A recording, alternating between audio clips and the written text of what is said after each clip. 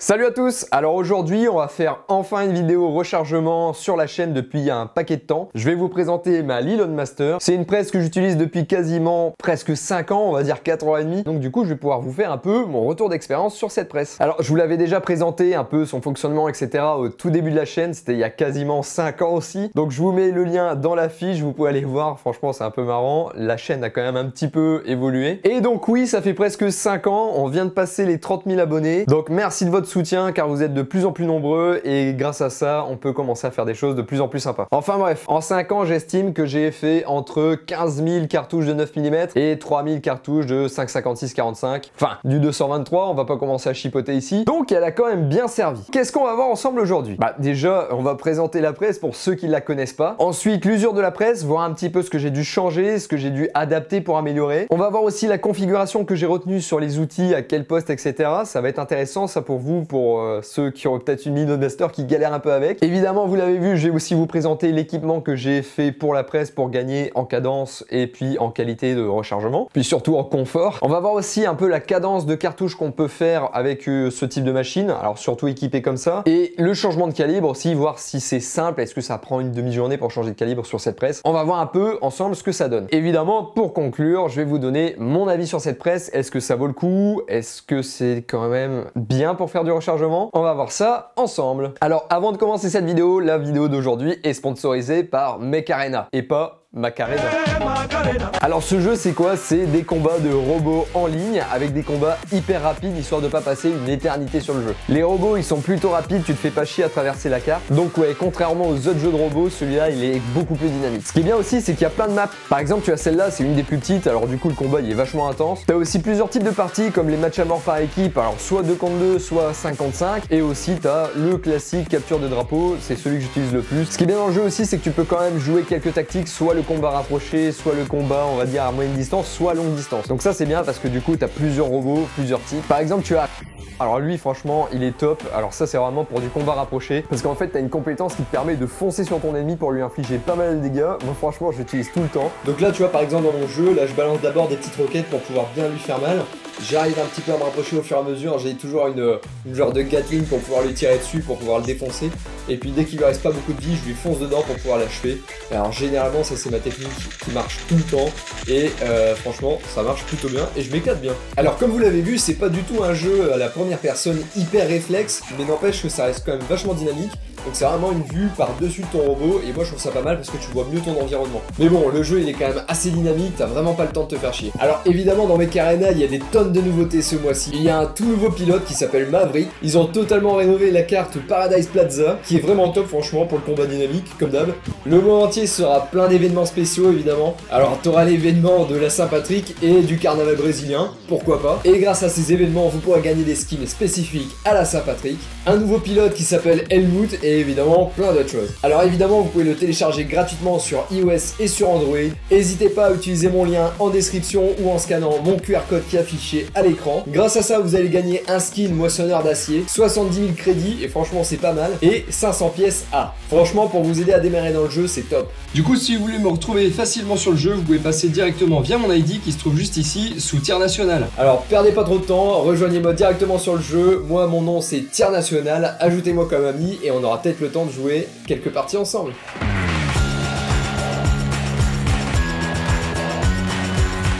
Donc ça y est, on va pouvoir attaquer. Donc déjà, on va présenter cette presse, la LeLoadmaster. C'est une presse automatique à 5 postes avec plateau tournant. Donc c'est-à-dire qu'à chaque fois que tu vas presser ton bélier, tu vas pouvoir faire une munition. Contrairement à une presse à tourelle où en fait à chaque fois que tu vas presser le bélier tu vas faire qu'une action, donc soit du recalibrage, soit un siégeage, enfin bref vous m'avez compris quoi. Alors l'avantage du 5 postes c'est que tu vas pouvoir décomposer ton rechargement en plusieurs étapes, donc par exemple décomposer ton désamorçage et ton recalibrage et voire même rajouter des outils comme un Factory Cream Die, donc un sertisseur conique. N'empêche qu'il faut bien comprendre que ce genre de presse c'est quand même plus dédié à ceux qui vont privilégier la quantité de munitions en termes de rendement. On va rentrer dans le vif du sujet, qu'est-ce que j'ai dû changer sur la presse, qu'est-ce qui a merdé, demandé qu'est-ce qui s'est trop usé. Et bah écoutez, bonne nouvelle, moi j'ai rien eu à changer sur la presse, elle est nickel depuis le début. Alors, je vais changer un axe, c'est cet axe-là. Cet axe en fait, c'est un axe en pivot, sauf qu'il y a un petit jeu de fonctionnement qui est tout à fait normal. Alors, il est plutôt infime, hein, mais j'ai voulu serrer un écrou qui était déjà embuté, sauf que manque de peau au niveau de la vis, en fait, c'était une vis d'insertion pour pouvoir mettre de la graisse dedans. Donc, un petit peu plus fragile, je l'ai pété. Heureusement, chez Lee, les pièces détachées sont pas trop chères. Je les ai trouvées assez facilement à l'époque. Donc, de ce côté-là, je sais plus, c'était une réparation à 8 €. Donc, ça va. Donc, à l'époque, dans cette commande-là, j'avais évidemment commandé le petit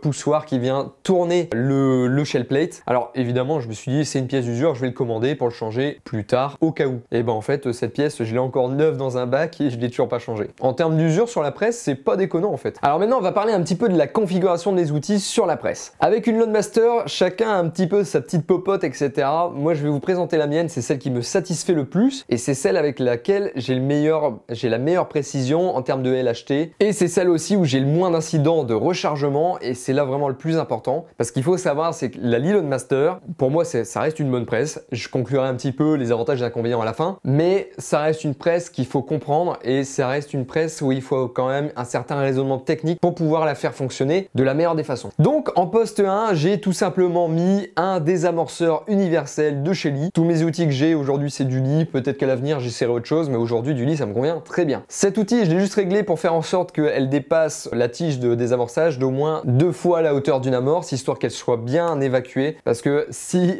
c'est pas bien désamorcé au premier poste, deuxième poste, quand tu vas vouloir amorcer, ça va être vraiment la merde. Évidemment, l'outil qui est pas en contact avec le shell plate. Donc du coup, en 2, j'ai évidemment mon recalibreur. Alors, rien de gênant de recalibrer quand tu amorces. En tout cas, moi, j'ai aucun souci avec ça. Mais grâce à ça, tu vas avoir un sacré avantage, c'est que déjà, tu vas pouvoir avoir un étui qui va être parfaitement centré pour être amorcé. L'air de rien, c'est vraiment bien parce que dès que tu as un souci d'amorçage sur la presse, alors soit c'est ton amorce qui est pas bien arrivée, soit elle est arrivée bancale, tu l'écrases avec ton bélier qui va enfoncer ton amorce. Le fait qu'elle soit vraiment bien centrée, c'est vraiment un gros avantage. Et puis l'avantage aussi, c'est que ça te rajoute une butée. Je reviendrai un petit peu après pour vous expliquer le pourquoi du comment. J'en profite à ce moment-là juste pour donner un petit tips. Il faut pouvoir bien régler son bélier pour faire en sorte que celui-ci soit bien axé, pour que en fait justement le réservoir d'amorce soit bien secoué par les deux petits tétons qui sont sur la presse, pour que justement les amorces soient bien secouées et qu'elles descendent bien grâce à la gravité. Parce que de base, si votre bélier sur la Loadmaster est pas bien réglé, franchement ça va être la merde dans tous les réglages. C'est quasiment une des premières étapes quand tu reçois cette presse, c'est de régler l'angle du bélier pour qu'il soit bien en contact, rien que déjà pour le réservoir d'amorce. Alors évidemment le recalibreur, il est réglé pour être embuté sur le shell plate, c'est quand même très important, c'est une des bases à savoir. Si vous avez encore des doutes sur le réglage des outils, je vous envoie sur 4 vidéos que j'avais faites il y a 4 ans, ou même je vous avais fait des fiches en PDF pour pas oublier. Allez les voir, c'est juste tout simplement une traduction des notices Lee que je vous ai faites en vidéo pour être un petit peu plus sympathique à regarder. Donc n'hésitez pas à retourner voir ces vidéos, je vous mets le lien dans la fiche. Au troisième, c'est le poste de la poudre. Donc du coup, j'ai la doseuse à tiroir de chez Lee qui est plutôt, on va dire, efficace. Attention, c'est le genre de doseuse volumétrique à poudre à tiroir, ça aime pas trop les poudres dites à pastilles, etc. Ou alors à bâtonner, mais alors les bâtonnets, privilégiez peut-être des bâtonnets style BA9, N340 qui sont plutôt fins. Et si vous avez de la pailletée, genre de la Lovex, alors là c'est parfait, c'est là où vous aurez la meilleure régularité sur le poids de dosage de poudre sur votre presse. Moi aujourd'hui, celle-là, elle me convient très bien en termes de dosage avec de la BA9 ou de la N340. Je mets le tiroir en point 49 si je dis pas de conneries pour ceux qui sont intéressés. Grosso modo, moi ça me fait à peu près 0,31 grammes. Je suis précis à 0,01 g en général. À vous de voir où est-ce que vous placez la hauteur de qualité de rechargement, de régularité. Moi aujourd'hui, cette mesure-là me convient parfaitement. Enfin, faut quand même retenir quelque chose, c'est que si tu tires au tard avec un P210, je suis pas sûr que ce soit le genre de presse qui soit faite pour toi. Dans ce type de compétition, dans ce type de rechargement de tir, je vous conseille de faire tout à la monostation avec de bons outils pour avoir la meilleure régularité possible, avec les étuis triés par taille, etc. Enfin bref, allez-y à fond si vous faites ça. Ici, on est quand même vraiment sur de la presse pour faire de la quantité.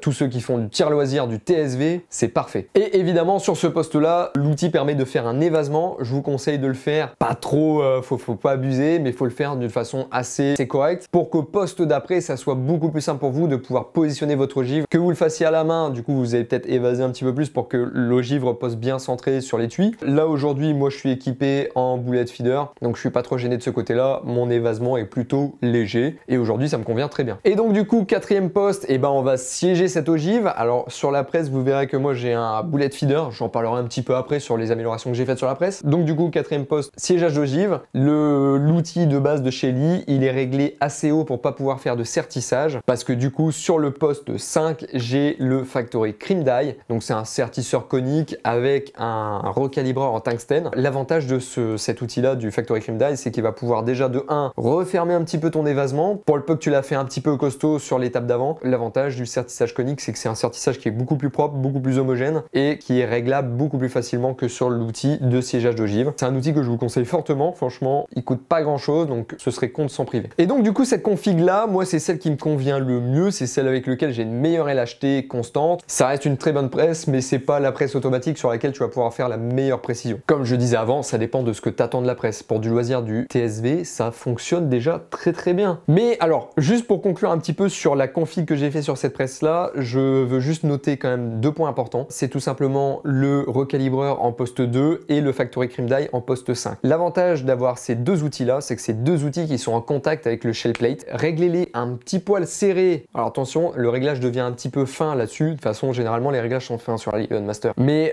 l'avantage de mettre ces outils un tout petit peu plus bas sur le shell plate, l'avantage c'est que tu vas pouvoir avoir une vraie butée quand tu vas pouvoir presser à fond. Et l'avantage aussi, c'est que ça va pas mal répartir tes efforts sur ton bélier justement. Bah, ça va jouer directement sur ta LHT, sur ta régularité, sur le fonctionnement de ta presse parce que tu vas avoir vraiment un truc qui est constant. Je vais vous donner un petit tips en plus. La Lilion Master, comme toutes les autres presses généralement, elles ont besoin d'un support hyper solide, hyper fixe. Le fait que vous ayez mis votre presse sur un support qui est un petit peu souple, qui bouge un petit peu, vous allez avoir des gros soucis sur la régularité de votre rechargement parce que vous allez jamais aller de la même façon en butée. Donc au maximum, démerdez-vous pour avoir vraiment le truc le plus solide parce que c'est vrai que des fois c'est chiant, mais une fois que vous l'avez fait, un truc costaud, vous allez être tranquille à vie. Donc tout ça rassemblé, moi sur ma presse, j'ai un incident de rechargement, on va dire, tous les 150 cartouches. Donc généralement, moi je fais des salves de 200 histoire de pouvoir faire mon stock du week-end. Bon, ça fait peut-être un incident sur un rechargement. Moi je trouve ça plutôt honnête, sachant que j'ai du pimpage juste au-dessus, donc ça rajoute encore des trucs où tu peux avoir des incidents de rechargement. Donc ouais, 1 sur 150, je trouve ça plutôt honnête. Ça fait vraiment presque de geek quand même, non? Mettez-moi un pouce bleu, on s'abonne rien que pour ça quand même. Donc du coup, je vais pouvoir un peu vous présenter l'équipement que j'ai fait directement sur la presse. Je vais commencer par le début par rapport à ce que j'ai commencé en premier. Le bullet feeder, c'est un système qui est tout simple, c'est un bol avec un plateau tournant. Les ogives vont tomber dedans les uns après les autres dans les trous. Grâce à la gravité et le plateau qui tourne, l'ogive qui arrive à l'envers va pouvoir se retourner et tomber dans le bon sens. Il y a un petit peu d'électronique, c'est la gravité qui fait quasiment tout le boulot. Aujourd'hui, ça neuf, ça coûte une petite fortune. Moi, c'est sur la Lilion Master, c'est pas adaptable sur les produits qui sont en vente actuellement. Donc du coup, je me suis dit, j'ai une imprimante 3D, bah mets-toi au boulot mon gars et puis tu vas essayer de le faire. Donc ce bullet feeder, j'ai pas beaucoup de mérite, hein, c'est le modèle de Amomai qui a fait super bien le boulot. Je l'ai adapté parce qu'évidemment, tout ce qui est impression 3D, tu le télécharges et bah tu reçois ta pièce et ensuite, évidemment, tu as toujours une couille qui fait que tu es obligé d'adapter le truc. Franchement, c'est du boulot qui a quand même derrière, il y a pas mal d'électronique. Moi, aujourd'hui, pourquoi j'ai fait ça? Bah, parce qu'en fait, à l'époque, quand je suis arrivé dans le nouveau studio, même un petit peu avant, je crois, j'ai acheté le bullet feeder, le vrai bullet feeder, l'outil de chez Lee. Alors, déjà, gros avantage de ce bullet feeder et de la Lilion Master, c'est que ce bullet feeder se met en parallèle de ton outil numéro 4. Et alors, ça, déjà, c'est top parce que, par exemple, je sais pas, truc con, tu veux une Dillon 650, c'est vraiment un outil dédié qui va pouvoir positionner ton ogive sur ton étui. Là, le fait qu'il soit en parallèle, ça te masque un peu la visibilité sur ton plateau, mais à partir du moment où tu commences à avoir des trucs automatiques, faut bien avoir un petit peu de compromis sur le fait que tu vas prendre de la place sur ta machine, quoi. Mais donc, du coup, en fait, j'ai fait ce bullet feeder là tout simplement parce que d'origine, ils te le vendent avec un réservoir en tube comme ça en plastique. Il est posé là comme un con et en fait, t'es obligé de mettre tes ogives les uns après les autres pour ensuite les mettre. Et puis, bah, en fait, t'as un stock de quoi? Ça fait quoi? 15 étuis? Enfin bon, t'as une presse automatique, t'achètes un bullet feeder et en fait, t'as que 15 en réservoir. Donc, je me suis dit, non, je vais adapter un truc pour pouvoir le faire et la solution était là. Donc, évidemment, ça demande énormément de réglages au niveau de l'impression 3D, de comment ça fonctionne, faut trouver les outils, l'électronique, etc. Enfin bref, il y a tout un bordel. Si vous êtes motivé, faites-le, franchement, c'est une bonne expérience à faire. Et puis, franchement, ça dépanne bien parce que ça coûte une petite fortune dans le commerce. Donc, autant vous dire que j'ai rentabilisé l'imprimante 3D quand même, hein. Donc, évidemment, vous le voyez, je me suis pas arrêté là, j'ai fait un case feeder parce que le case feeder d'origine de la Lilion Master est pas trop mal foutu. Franchement, je vous mets vite fait une scène de la première vidéo sur la Lilion Master.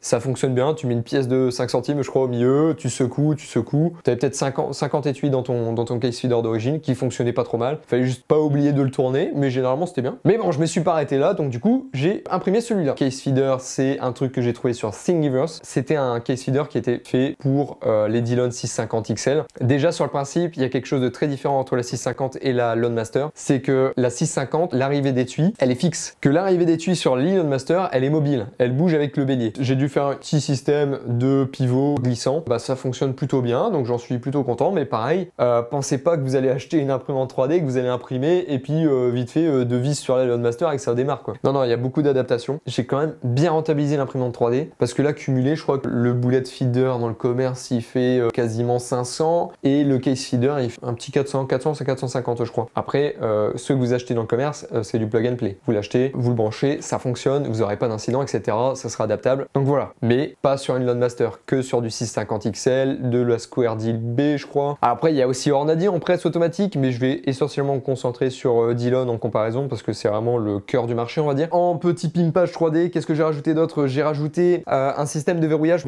parce que les outils pour changer de calibre sont sur un plateau tournant. Ce plateau est verrouillé par une vis, sauf que cette vis là d'origine, tu as un petit joint en caoutchouc qui vient pouvoir éviter qu'il se dévisse. Alors ce qui est dommage, c'est que d'origine t'as pas de quoi la serrer fort cette vis là, donc ton plateau tourne un peu d'origine légèrement. Au niveau de l'impression 3D, ça va pas intéresser tout le monde, donc je vais pas forcément trop m'attarder dessus. Les petits détails intéressants que je peux quand même vous donner, c'est que c'est imprimé soit en PLA, qui est quand même plutôt costaud, on le sous-estime trop, ou en ABS sur certaines pièces qui supportent un petit peu plus de poids. C'est imprimé en 0,4 mm. Et puis bah voilà, il me reste juste de fixer un petit peu plus le bol parce qu'il est un petit peu souple. Quand je recharge, ça bouge un petit peu. C'est pas trop gênant, mais bon, je vais essayer de fixer ça un petit peu mieux. Donc du coup, grâce à tout ça, tu vas me dire, ouais, mais ok, mais t'arrives à faire combien de cartouches à l'heure? Donc je vais vous montrer vite fait une petite séquence de voir un petit peu qu'est-ce que ça donne en rechargement. À l'heure, sans trop me pousser, je fais 500-600 cartouches à l'heure. Quand je fais une bonne heure de rechargement, j'ai 3-4 incidents, pas plus de rechargement. Alors si c'est pas une cartouche qui est mal amorcée, donc du coup tu te retrouves avec de la poudre dans ton sac, ça c'est un peu relou. Si c'est pas ça, c'est un étui qui est bloqué dans le case feeder, c'est des choses qui arrivent même chez Dillon. Des douilles berdants, quand tu fais pas gaffe sur les douilles que tu récupères. Des postes qui posent souci, de toute façon ça reste tout simplement très rarement le désamorçage, régulièrement l'amorçage évidemment. Et là où ça peut merder, moi c'est avec mon bullet feeder, et c'est juste très rare, c'est que j'ai une ogive qui arrive à l'envers.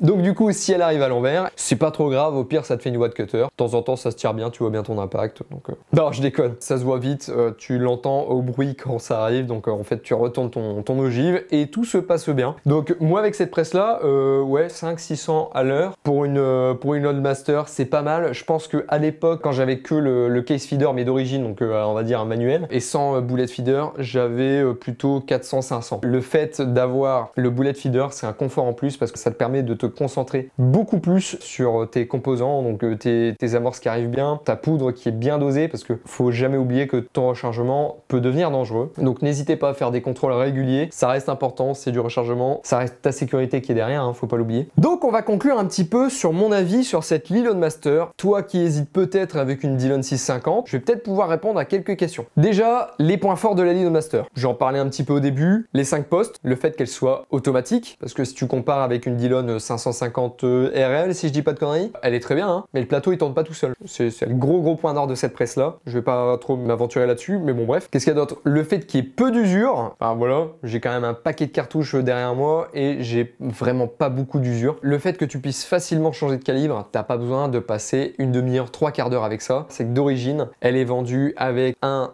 case feeder. Alors il me semble qu'il faut quand même acheter le bol de répartition, mais franchement, le case feeder sur une presse automatique comme ça, c'est, on va dire, la base, parce qu'un étui qui arrive, t'as pas besoin de le contrôler forcément. Il arrive, une fois qu'il est dans la machine, c'est là que tu dois faire attention. Un bullet feeder, c'est pas ce qu'il y a de plus important. Ça peut te permettre pour certains de plus contrôler. Moi aujourd'hui, je préfère avec un bullet feeder, je contrôle mieux. Bon, il y en a qui le voient d'une autre façon. Et puis, dernier gros point fort de la Loadmaster, évidemment, c'est son prix. En France, on la trouve entre 450-500 € avec les jeux d'outils. Franchement, c'est pas déconnant comme prix. Donc bon, on va passer un petit peu aux inconvénients parce qu'il y en a aussi beaucoup sur cette presse. Déjà, je vais parler du premier, pour moi, gros point faible sur cette presse-là, c'est que elle demande pas mal de connaissances techniques, pas mal de temps pour la comprendre, pas mal de temps pour la régler au début. Et ça, c'est le gros point fort de Dillon, c'est que tu achètes ta presse, tu la règles une fois, ça bouge pas. Là, il va falloir déjà que tu comprennes comment elle fonctionne, quel réglage tu vas devoir faire, pourquoi ton étui il avance pas assez, etc. Tu as beaucoup de choses à savoir sur cette presse-là, donc n'hésitez pas à aller voir sur les forums, il y a beaucoup d'informations, il y a quelques vidéos YouTube qui sont très intéressantes. Donc ouais, cette presse-là, elle est pas facile à appréhender. Si techniquement vous vous êtes un peu light, prenez une Dillon, ça sera plus simple. Deuxième inconvénient, c'est que d'origine, il y a des choses qui sont un petit peu mal conçues, donc j'en parlais tout à l'heure, la vis qui vient serrer le plateau de porte-outils. Deuxième inconvénient, mais ça se rapporte plus à moi je pense, c'est le fait que tu puisses pas changer la poignée. Aujourd'hui, cette poignée ronde là, elle me saoule. Je suis obligé de mettre des gants de muscu pour faire du rechargement parce qu'à force, en fait, ça me défonce la main. Quand tu regardes sur une Dillon, tu peux trouver je ne sais pas combien de poignées différentes pour pouvoir la mettre dessus et avoir un petit peu plus de confort de rechargement. Donc voilà, bon, mon avis est un petit peu biaisé parce que moi, au final, cette presse là, je l'adore. Si vous avez d'autres inconvénients, d'autres avantages sur la Lion Master, n'hésitez pas d'en parler dans les commentaires, c'est là pour ça. Enfin, pour moi, de toute façon, vraiment le gros point faible de cette presse là, c'est que c'est juste que c'est un peu complexe à régler. Mais derrière, une fois que tu as compris comment elle fonctionne, comment tu as compris comment la régler, bah en fait, c'est un petit bonheur quoi. Enfin, ça reste une presse automatique qui convient, je pense, on va dire, à une bonne moitié des tireurs sportifs quoi. Donc voilà, j'espère que la vidéo elle vous a plu. Je sais que je suis passé au-dessus de plein de choses sur la Li. Je vais pas vous remontrer comment la monter, quels sont tous les tips, etc. Parce que sinon, la vidéo ferait à peu près 1h30. N'hésitez pas à poser des questions dans les commentaires sur la Lion Master. Je me ferai un plaisir d'y répondre. Et n'hésitez pas à vous abonner, à mettre un j'aime sur la vidéo, ça fait toujours plaisir. Le petit commentaire pour le référencement, ça fait toujours du bien parce que pour le référencement, c'est meilleur. Je pense que vous commencez à connaître la chanson. Instagram, les gars, on est de plus en plus. Si vous nous rejoignez, plus on est de fous, plus on rit. Bientôt, une autre vidéo. On va continuer la préparation du Glock 17 Génération 5. J'ai reçu des pièces de chez Iman. On va se faire un peu plaisir sur la prépa. Donc voilà, on se revoit bientôt. Bisous!